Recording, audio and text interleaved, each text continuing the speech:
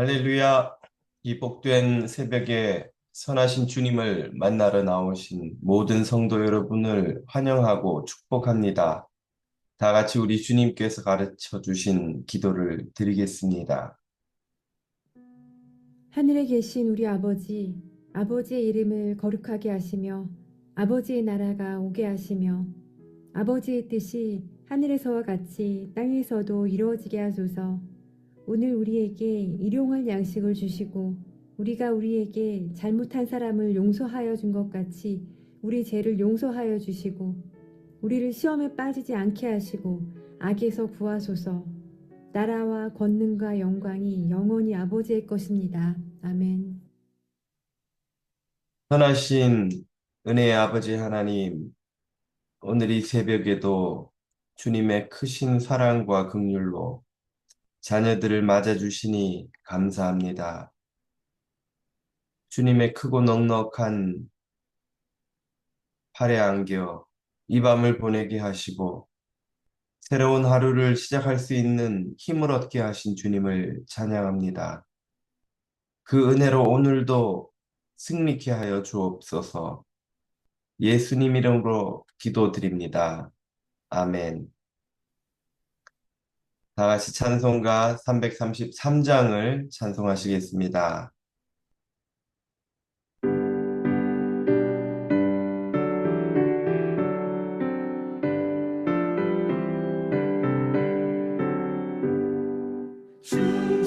충성하라 주님께 충성하라 주님께 슬픔이나 괴로움이 주의 사랑 못 끊으리 충성하라 주님께 충성하라 끝까지 충성하라 죽도록 충성하라 주님께 찬란하다 저 멸류관 들려온다 주의 음성 충성하라 죽도록 충성하라 끝까지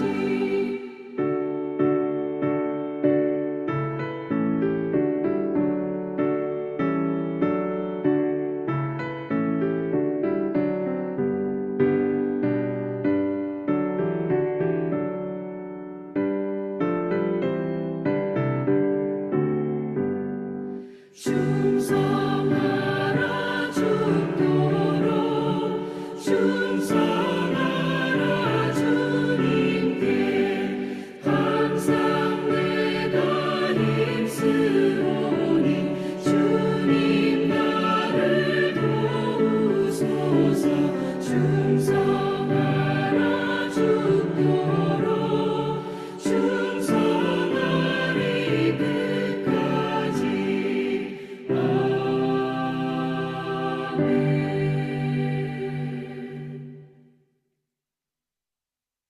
아멘. 오늘 우리에게 주시는 하나님의 말씀은 역대상 24장 1절에서 31절까지입니다. 제24장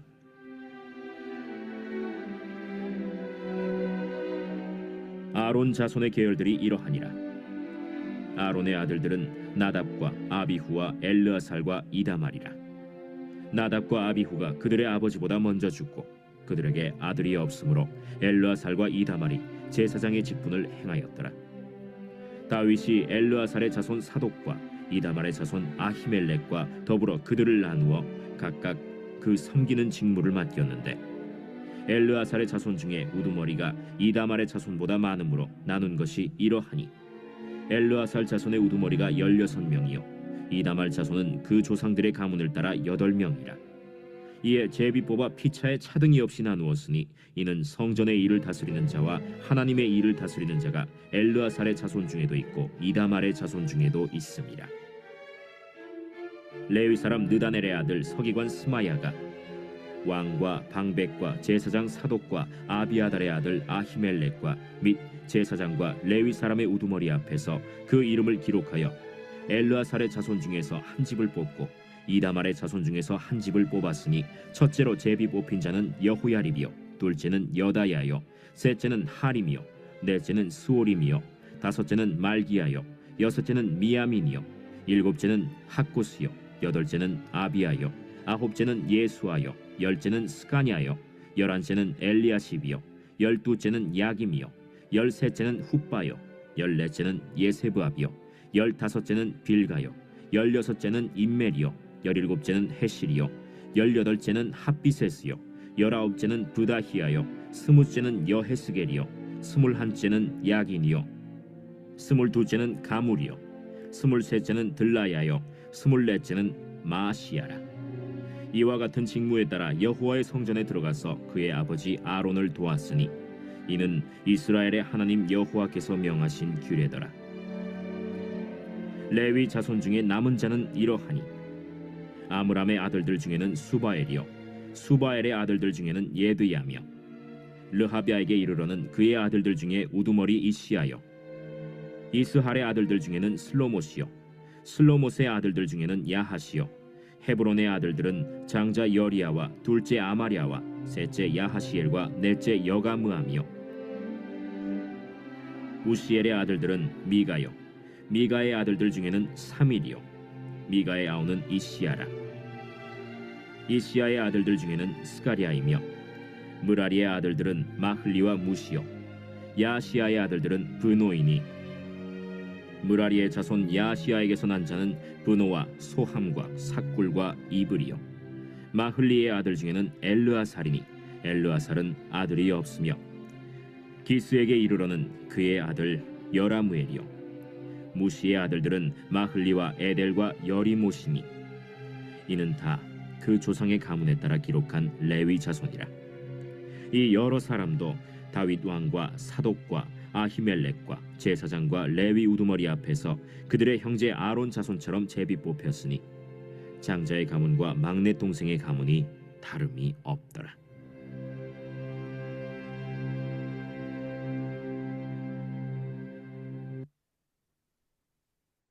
아멘. 성경적이고 건강한 교회가 되기 위한 조건은 무엇일까요? 여러 가지가 있겠습니다만 그 중에 한 가지는 분명히 질서입니다.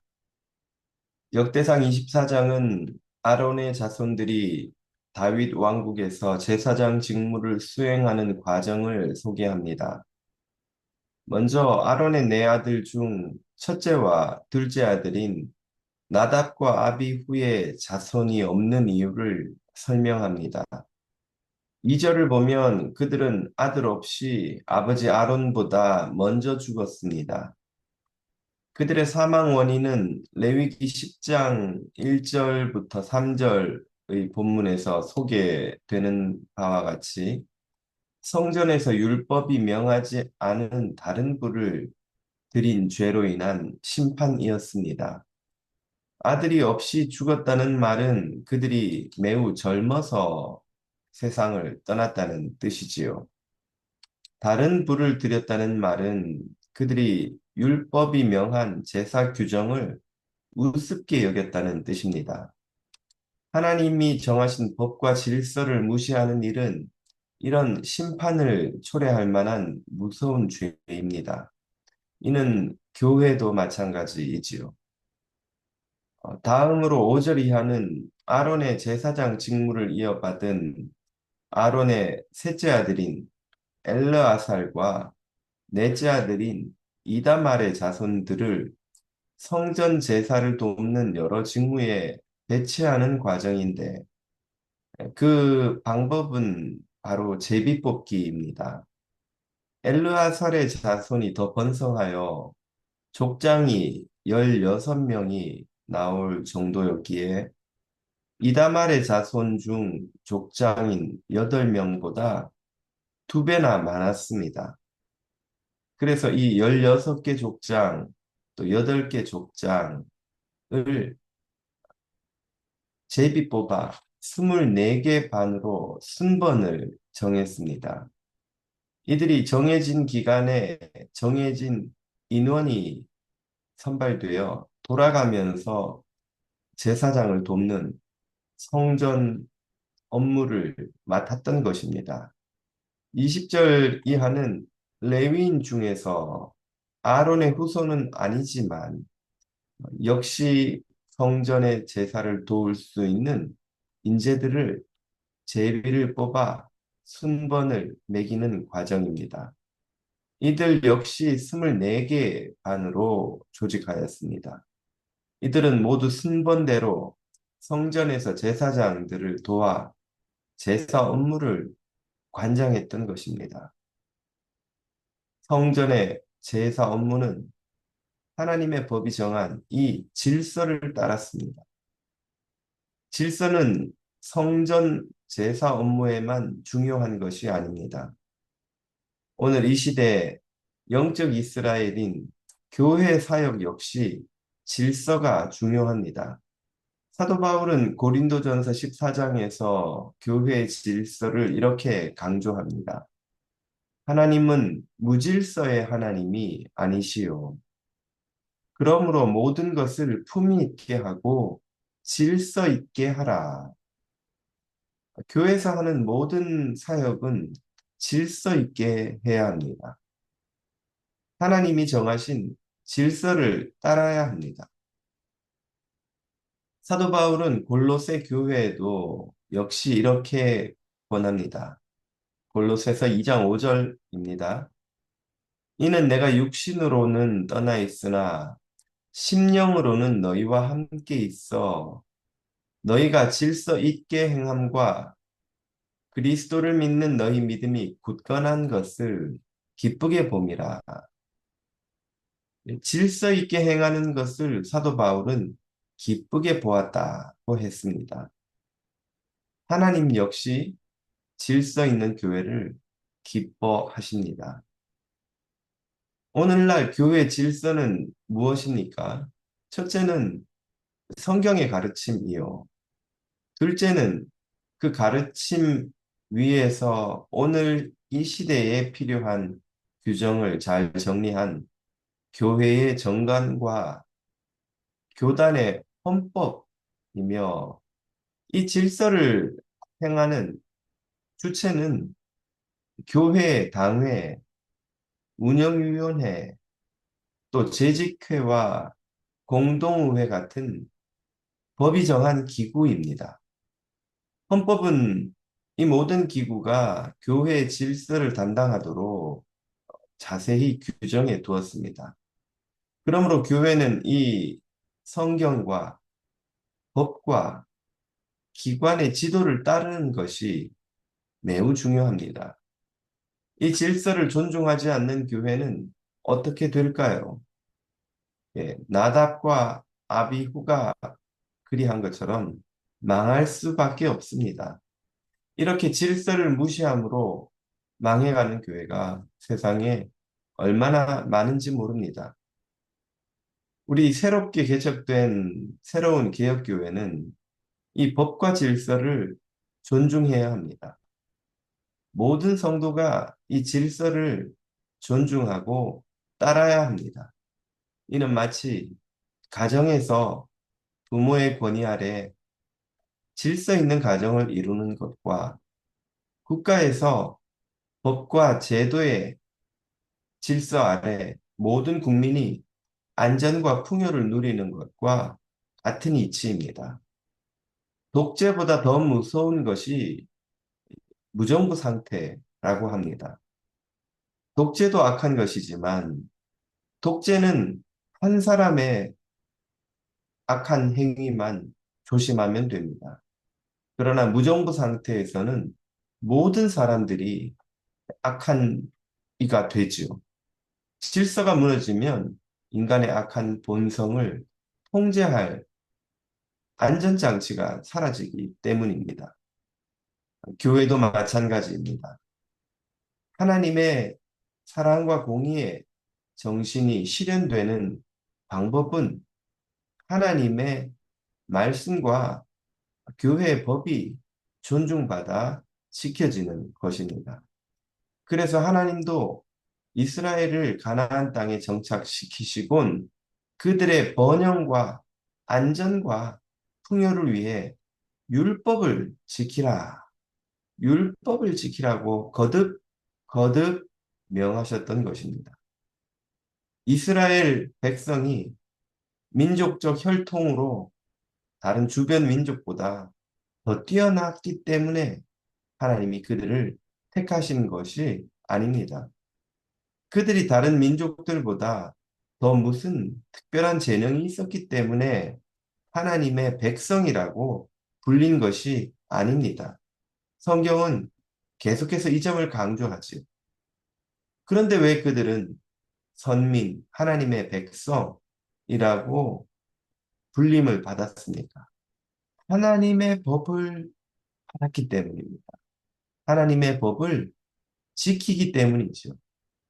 그들이 하나님의 법을 더 이상 지키지 않게 되자 하나님이 주신 영광을 잃어버리고 나라가 망하고 포로로 끌려가는 비극을 맞고 말았습니다. 우리 인생, 우리의 교회도 마찬가지입니다.